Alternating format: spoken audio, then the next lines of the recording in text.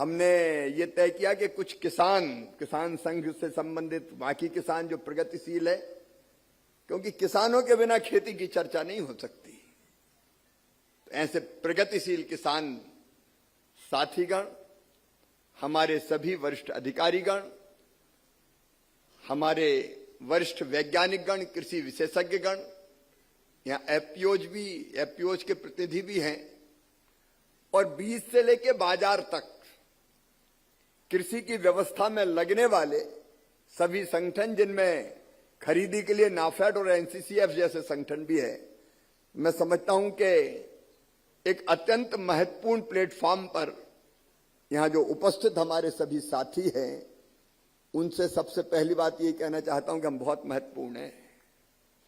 और मैं इसलिए नहीं कह रहा हूं कि हमारे मन में कोई अहंकार है। महत्वपूर्ण इसलिए कि खेती ही तो सबसे ज्यादा महत्वपूर्ण है। अन्न जीवन का आधार है। भूखे भजन ना होए गोपाला, धर लो अपनी कंठी माला। रोटी तो चाहिए, भोजन तो चाहिए, और भोजन आता है खेती से, कृषि से, और किसान इसके लिए पसीना बहाता है। अन्नदाता किसान केवल अन्नदाता नहीं है, जीवन दाता भी है, और जीवन दाता भगवान नहीं तो भगवान से कम भी नहीं है। पहले रीजनल कॉन्फ्रेंस नहीं होते थे।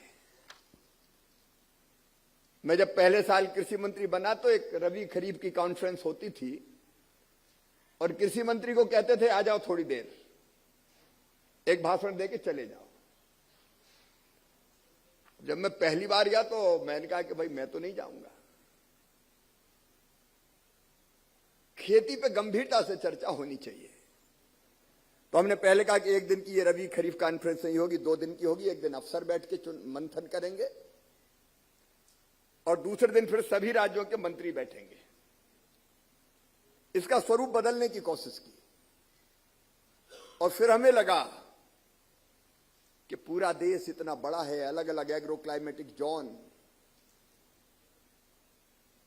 अलग अलग जलवायु, अलग अलग माटी, अलग अलग मौसम, अलग अलग फसलें, ये 1-2 दिन पर्याप्त नहीं है। इसलिए फिर प्रधानमंत्री जी के मार्गदर्शन में हमने ये तय किया कि अब हम रीजनल कॉन्फ्रेंस करेंगे। ऐसी 5 रीजनल कॉन्फ्रेंस पूरे देश में होगी, और उसका शुभारंभ अगर कहीं से हो रहा है तो राजस्थान की पवित्र धरा से हो रहा है।